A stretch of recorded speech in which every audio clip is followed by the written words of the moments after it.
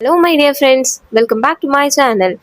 Tamil Nadu teachers eligibility test TET exam ரிலேட்டடாக most important topic தான் நம்ம இந்த வீடியோவில் பார்க்க போகிறோம். என்ன டாபிக்னா நுண்ணறிவு அமைப்பு பற்றிய உளவியல் கோட்பாடுகள், அதாவது சைக்காலஜிக்கல் தேரிஸ் ஆஃப் இன்டெலிஜென்ஸ். இந்த வீடியோவை நீங்கள் கடைசி வரைக்கும் ஸ்கிப் பண்ணாமல் பாருங்கள். அப்போ தான் தேரிஸ் ஆஃப் இன்டெலிஜென்ஸ் ரிலேட்டடாக எந்த கொஷின் கேட்டாலும் உங்களால் அட்டன் பண்ண முடியும். இது ரொம்ப ரொம்ப இம்பார்ட்டன்ட் டாபிக். ஃப்ரெண்ட்ஸ், என்னோட சேனலை சப்ஸ்கிரைப் பண்ணலன்னா சப்ஸ்கிரைப் பண்ணி வச்சுக்கோங்க ஃப்ரெண்ட்ஸ். வாங்க வீடியோக்குள்ளே போகலாம். ஒற்றை காரணி கோட்பாடு, இரட்டை காரணி கோட்பாடு, பல காரணி கோட்பாடு, இது ரிலேட்டடாக தான் நம்ம இந்த வீடியோவில் பார்க்க போகிறோம். ஃபர்ஸ்ட் ஒன், சிங்கிள் ஃபேக்டர் தேரி. இந்த சிங்கிள் ஃபேக்டர் தேரியை கொண்டு வந்தவங்க யாருன்னா ஆல்ஃப்ரெட் ஃபினே. இந்த ஆல்ஃப்ரெட் ஃபினே தான் நுண்ணறிவின் தந்தை என அழைக்கப்படுகிறார். ஏன் இவர் நுண்ணறிவின் தந்தை அப்படின்னு அழைக்கப்படுறாருன்னா, இவர் தான் ஃபர்ஸ்ட் இன்டெலிஜென்ஸ் ரிலேட்டடாக சோதனை செய்தார். அது ரிலேட்டடாக கோட்பாடு வெளியிட்டாரு. அதனால தான் ஆல்ஃப்ரெட் ஃபினேவை நுண்ணறிவின் தந்தை அப்படின்னு எல்லாரும் அழைக்கிறாங்க. ஆல்ஃப்ரெட் ஃபினே என்ன சொல்றாரு அப்படின்னு பார்க்கலாமா? அவர் என்ன சொல்றாருன்னா, நுண்ணறிவு அப்படிங்கிறது ஒரு ஒற்றை பொதுவான திறன் அப்படின்னு சொல்றாரு. நம்மளோட எல்லா ஆக்டிவிட்டிஸையுமே கண்ட்ரோல் பண்றது அந்த நுண்ணறிவு தான். அனைத்து மன செயல்பாடுகளையுமே கட்டுப்படுத்துகிறது. இது ஒரு பொதுவான திறன் அப்படின்னு நம்ம ஆல்ஃப்ரெட் ஃபினே அவர்கள் சொல்றாரு. இந்த ஒற்றை காரணி கோட்பாடை முடியரசு கொள்கை அப்படின்னு சொல்லலாம். முடியரசு கொள்கை அப்படின்னு ஏன் சொல்றோம் அப்படின்னா, அரசன் இருக்காரு. அரசன் என்ன பண்றாருன்னா குடிமக்கள் எல்லாரையுமே கட்டுப்படுத்துறாரு. அதே மாதிரிதான் ஒரு அரசனை போல நம்ம இன்டெலிஜென்ஸ் இருக்கு இல்லையா, இன்டெலிஜென்ஸ்னா நுண்ணறிவு. அந்த நுண்ணறிவு எல்லா மன செயல்பாடுகளையுமே கட்டுப்படுத்துது. அதனாலதான் இந்த ஒற்றை காரணி கோட்பாடை முடியரசு கொள்கை, முடியரசு கோட்பாடு அப்படின்னும் அழைக்கிறாங்க. ஒற்றை காரணி கோட்பாடு இப்போ ஏற்றுக்கொள்ளப்படவில்லை. ஏன் ஏற்றுக்கொள்ளப்படவில்லைன்னா, இவர் என்ன சொல்றாருன்னா, ஒரு துறையில ஒருவர் சிறந்து விளங்குனா அவர் எல்லா துறைகளிலுமே சிறந்து விளங்குவார் அப்படின்னு ஆல்ஃப்ரெட் ஃபினே சொல்றாரு. இது எப்படி சாத்தியமாகும்? சாத்தியம் ஆகாது தானே. நிறைய பேர் இந்த கோட்பாடை கிரிட்டிசைஸ் பண்றாங்க. ஏன் கிரிட்டிசைஸ் பண்றாங்க அப்படின்னா, சில பேர் படிப்புல அதிகமான ஆர்வம் காட்டுவாங்க, ஆனா அவங்க ஓவியத்துல அதிகமான ஆர்வம் காட்டுறதில்ல. அதே போல கணிதத்துல அதிகமான ஆர்வம் சிலருக்கு இருக்கும், அவங்களுக்கு மொழித்திறன்ல அதிகமான ஆர்வம் இருக்காது. ஒரு துறையில அதிகமான ஆர்வம் இருக்கிறவங்க இன்னொரு துறையில ஆர்வம் குறைந்தும் அதுல ஈடுபாடு கம்மியாவும் இருக்கு. இந்த மாதிரி ஒரு நிலவரம் இருக்கும்போது இவர் சொல்றது எப்படி சாத்தியமாகும்? சாத்தியம் ஆகாது. ஸோ நுண்ணறிவு என்பது ஒற்றை பொதுவான திறன் அப்படிங்கிற ஆல்ஃப்ரெட் ஃபினே சொன்ன கோட்பாடு இப்போ ஏற்றுக்கொள்ளப்படவில்லை. இதுதான் ஒற்றை காரணி கோட்பாடு. அடுத்தது இரட்டை காரணி கோட்பாடு. இரட்டை காரணி கோட்பாடுனா டூ ஃபேக்டர் தேரி அப்படின்னு இங்கிலீஷ்ல சொல்லலாம். இது 1904 சார்லஸ் பியர்மேன் என்பவரால் வெளியிடப்பட்டது. இரட்டை காரணி கோட்பாடுல இவர் என்ன சொல்றாரு அப்படின்னா, நுண்ணறிவு என்பது பொது காரணி மற்றும் குறிப்பிட்ட காரணி, இந்த இரண்டு காரணிகளின் கலவை அப்படின்னு சொல்றாரு. அதாவது ஜெனரல் ஃபேக்டர், ஸ்பெசிபிக் ஃபேக்டர், இந்த இரண்டு காரணிகளோட கலவை தான் நுண்ணறிவு அப்படின்னு இவர் சொல்றாரு. ஸோ ஆல்ஃப்ரெட் ஃபினே என்ன சொல்றாருன்னா, ஒரு பொதுவான திறன் அப்படின்னு நுண்ணறிவா சொல்லியிருக்காரு. இவர் இரண்டா பிரிக்கிறார், பொது காரணி மற்றும் குறிப்பிட்ட காரணி. இந்த கோட்பாடை எதன் மூலம் வெளியிட்டிருக்காரு அப்படின்னா, காரணி பகுப்பாய்வு என்ற புள்ளியியல் முறை, இந்த புள்ளியியல் முறையில ஆய்வு செய்து இந்த கோட்பாடை வெளியிட்டிருக்காரு.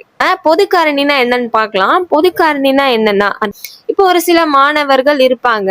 அந்த மாணவர்கள் அனைத்து பாடங்களிலுமே சிறந்து விளங்குவாங்க. சொல்லால எளிமையா எந்த விஷயத்தையும் அண்டர்ஸ்டாண்ட் பண்ணிக்க முடியும். ஸோ அதனாலதான் அவங்க எல்லா பாடத்திலையுமே சிறந்து விளங்குறாங்க. இதுதான் பொது காரணி. அது அவங்களுக்கு பிறப்பிலிருந்தே வருது. அது மாதிரியான திறன் பிறப்பிலிருந்தே வருது. இது பொது காரணி அப்படின்னு சொல்லலாம். குறிப்பிட்ட காரணி அப்படின்னா ஸ்பெசிபிக் ஃபேக்டர். இப்போ ஒரு சில மாணவர்கள் ஒரு சில துறையில மட்டும் சிறந்து விளங்குவாங்க. அதாவது மொழித்திறன், இல்லாட்டி கணிதத்திறன், இசைத்திறன், இது மாதிரி குறிப்பிட்ட துறையில அந்த மாணவர்கள் சிறந்து விளங்குவாங்க. ஸ்பெசிபிக் ஃபேக்டர் அப்படின்னு சொல்லலாம். இது மாதிரி குறிப்பிட்ட திறன்ல சிறந்து விளங்குவாங்க. இத குறிப்பிட்ட காரணி, ஸ்பெசிபிக் ஃபேக்டர் அப்படின்னு சொல்லலாம். ஜி காரணி, ஜெனரல் ஃபேக்டர். ஒருவரின் ஒட்டுமொத்த அறிவாற்றலை தான் ஜெனரல் ஃபேக்டர் அப்படின்னு சொல்லலாம். அனைத்து மன செயல்பாடுகளுக்கும் ஒரு பொதுவான திறன். நான் ஆல்ரெடி சொன்ன மாதிரி இந்த ஜெனரல் ஃபேக்டர் அப்படிங்கிறது பிறப்பிலிருந்தே வருவது. எக்ஸாம்பிள் கூட நான் சொன்னேன், ஒரு மாணவன் எல்லா பாடங்கள்லயும் சிறந்து விளங்கினா அந்த மாணவனுக்கு இயல்பாகவே அந்த திறன் பிறப்பிலிருந்தே வருது. அது எளிமையா எல்லாத்தையும் அண்டர்ஸ்டாண்ட் பண்ணிக்கிற அந்த கெப்பாசிட்டி அவனுக்கு இருக்கு. இதுதான் ஜி ஃபேக்டர். இப்போ எஸ் ஃபேக்டர் பத்தி பார்க்கலாம். எஸ் ஃபேக்டர்னா ஒரு குறிப்பிட்ட செயலுக்கான திறன், ஸ்பெசிபிக் ஃபேக்டர் அப்படின்னு சொல்லலாம். எக்ஸாம்பிள், ஒரு ஸ்டூடெண்ட் மியூசிக்ல ரொம்ப இன்ட்ரெஸ்ட் காமிக்கலாம், அவனுக்கு அந்த கெப்பாசிட்டி அதிகமா இருக்கலாம். மியூசிக்ல அவனுக்கு ஸ்கில் அதிகமா இருக்கலாம், இல்லாட்டி மேத்தமெட்டிக்ஸ்ல அவனுக்கு ஸ்கில் அதிகமா இருக்கலாம், இல்லைன்னா லாங்குவேஜ்ல. ஸோ இந்த மாதிரி ஏதாவது ஒரு ஸ்பெசிஃபிக் டிபார்ட்மெண்ட்ல அவன் எக்ஸ்பர்ட்டா இருக்கலாம். இதுதான் ஸ்பெசிஃபிக் காரணி. சார்லஸ் ஃபியர்மேன் என்ன சொல்றாருன்னா, நுண்ணறிவு என்பது 2 காரணிகளின் கலவை. ஒன்று ஜி ஃபேக்டர், இன்னொன்று S factor. General factor, specific factor. இந்த எஸ் காரணி எப்படி பெறப்படுது அப்படின்னா, நம்மளோட லேர்னிங் தென் எக்ஸ்பீரியன்ஸ், கற்றல் மற்றும் அனுபவம், இந்த 2 காரணிகள்ல இருந்து தான் எஸ் காரணி பெறப்படுது அப்படின்னு இவர் சொல்றாரு. ஜி காரணி பிறப்பிலிருந்தே நமக்கு கிடைக்குது. எஸ் காரணிங்கிறது லேர்னிங் அண்ட் எக்ஸ்பீரியன்ஸ், இந்த 2 ஃபேக்டரால் நமக்கு கிடைக்குது. அடுத்தது பல்காரணி கோட்பாடு பார்க்கலாம். பல்காரணி கோட்பாடு யார் வெளியிடுறாங்க அப்படின்னா, எட்வர்ட் தாண்டைக். இதை மல்டி ஃபேக்டர் தியரி ஆஃப் இன்டெலிஜென்ஸ்னு சொல்லலாம். தாண்டைக் என்ன சொல்றாரு அப்படின்னா, நுண்ணறிவு என்பது ஒற்றை பொது திறனால் ஆனது அல்ல அப்படின்னு சொல்றாரு. as well as இவரோட கோட்பாடு சார்லஸ் ஃபியர்மேன் வெளியிட்ட இரட்டை காரணி கோட்பாடுக்கும் எதிரானது. அந்த கோட்பாடுக்கும் முரண்பாடாதான் இந்த கோட்பாடை நம்ம எட்வர்ட் தாண்டைக் வெளியிடுறாரு. இவர் என்ன சொல்றாரு அப்படின்னா, தனித்துவமான திறன்களின் தொகுப்பு தான் இன்டெலிஜென்ஸ். ஆரம்பத்துல யாரு ஃபினே என்ன சொல்றாருன்னா, ஒற்றை திறன் தான் நுண்ணறிவுன்னு சொல்லியிருக்காரு. தென் சார்லஸ் ஃபியர்மேன் இரட்டை திறன், அதாவது 2 காரணிகள் சேர்ந்தது கலவை தான் நுண்ணறிவுன்னு சொன்னாரு. பட் இவர் என்ன சொல்றாருன்னா, பல்காரணி கோட்பாடு, திறன்கள், எல்லா திறன்களின் தொகுப்பு தான் நுண்ணறிவு, இன்டெலிஜென்ஸ் அப்படின்னு சொல்றாரு. இவர் என்ன இந்த கோட்பாடுல சொல்ல வர்றாரு அப்படின்னா, ஒரு மாணவனை எடுத்துக்கிட்டோம்னா அந்த மாணவனுக்கு ஒவ்வொரு திறனும் ஒவ்வொரு குறிப்பிட்ட அளவு இருக்கும். இப்போ கணிதத்துல அவன் சிறந்து விளங்குவான், வேற ஏதாவது ஒரு திறன்ல ஆவரேஜா இருக்கலாம், இன்னொரு திறன்ல ரொம்ப லோவா இருக்கலாம். அவனோட அந்த நுண்ணறிவு அப்படிங்கிறது பல திறன்களின் தொகுப்பு அப்படின்னு இவர் சொல்ல வர்றாரு. அவ்வளோதான் ஃப்ரெண்ட்ஸ், வெரி சிம்பிள். ஜஸ்ட் அந்த கான்செப்ட் அண்டர்ஸ்டாண்ட் பண்ணிக்கிட்டா போதும். ஒற்றை காரணி கோட்பாடுனா என்ன, இரட்டை காரணி கோட்பாடுனா என்ன, பல்காரணி கோட்பாடுனா என்ன, அந்த 3 கோட்பாடுகளையும் யார் வெளியிட்டாங்க, அவங்க என்ன சொல்ல வராங்க அப்படிங்கிறத ஜஸ்ட் அண்டர்ஸ்டாண்ட் பண்ணிக்கிட்டாலே இந்த தியரிஸ் ஆஃப் இன்டெலிஜென்ஸ் ரிலேட்டடாக என்ன கேள்வி கேட்டாலும் உங்களால் ஈஸியாக அட்டன் பண்ண முடியும்.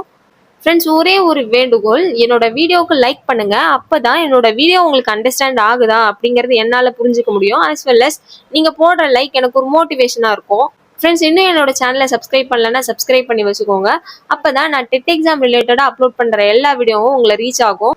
Thank you so much friends. இன்னும் ஒரு நல்ல கான்செப்டோட அடுத்த வீடியோவில் நான் உங்கள் எல்லாரையும் பார்க்குறேன். பாய் பாய்.